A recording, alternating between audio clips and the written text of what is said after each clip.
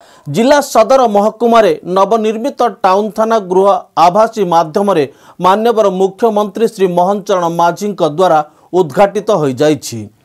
नमस्कार, आपण देखुचंती टीवी7 Odisha news channel रु कलाहांडी जिला खबर 2025 मार्च 7 तारिख दिन कलाहांडी जिला सदर महकुमा भवानीपाटना टाउन थानार नवनिर्मित थाना गृह आज आभासी माध्यम मान्यवर मुख्यमंत्री श्री मोहन चरण माझी द्वारा उद्घाटित हो जाइछि। ओडिशा राजधानी भुवनेश्वर ठारे आभासी माध्यम अनुष्ठित एही नवनिर्मित थाना गृह उद्घाटन कार्यक्रम मान्यवर मुख्यमंत्री श्री माझी जोगदे आभासी माध्यम राजधानी नयापल्ली थाना सहित राज्यर 8टी जिले में अत्याधुनिक व्यवस्था सहित निर्मित होइथिबा 14 गोटी नूतन थाना गृहर शुभ उद्घाटन करथिले। अत्याधुनिक भित्तिभूमि उन्नत मानर लोकंक सेवा पई निर्माण होइथिबा राज्यर 14 गोटी नूतन थाना गृह उद्घाटन करी मु आनंदित बोली मुख्यमंत्री कहिथिले। या द्वारा लोक माने उन्नत मानर सेवा पाइबे। पुलिस अधिकारी कर्मचारी थाना को आसुथिबा जनसाधारण को उत्तम व्यवहार देवा सहित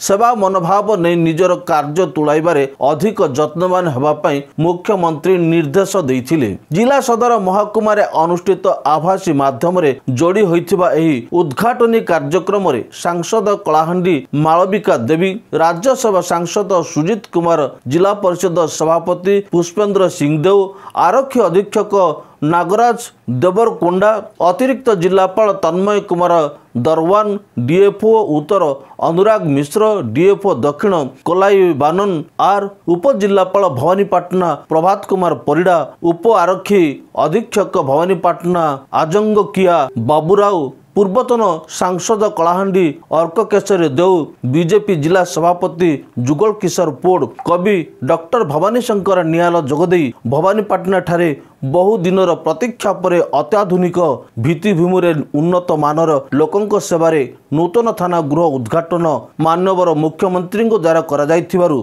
मुख्यमंत्री को धन्यवाद जणाइथिले। एही कार्यक्रम रे पुलिस विभाग समस्त अधिकारी कर्मचारी, जिला स्तरीय अधिकारी, वरिष्ठ नागरिक, गणमाध्यम प्रतिनिधि प्रमुख जोग देथिले। भवानीपाटना हिमांशु त्रिपाठी रिपोर्ट टीवी7 ओडिशा।